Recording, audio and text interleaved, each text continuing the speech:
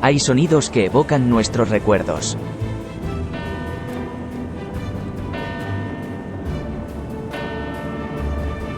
Los sonidos de la memoria. La historia menos conocida de la conquista de América, contada por la primera virreina de Indias, María Álvarez de Toledo, sobrina del rey Fernando el Católico y del duque de Alba. Un matrimonio de conveniencia que terminó en amor. La herencia maldita del descubridor del Nuevo Mundo. Pleitos, corrupción, traición, fracaso, devastación y muerte. Los sonidos de la memoria. Novela ganadora del segundo certamen de novela histórica Ciutat de Liria, Francisco Gil Moriana.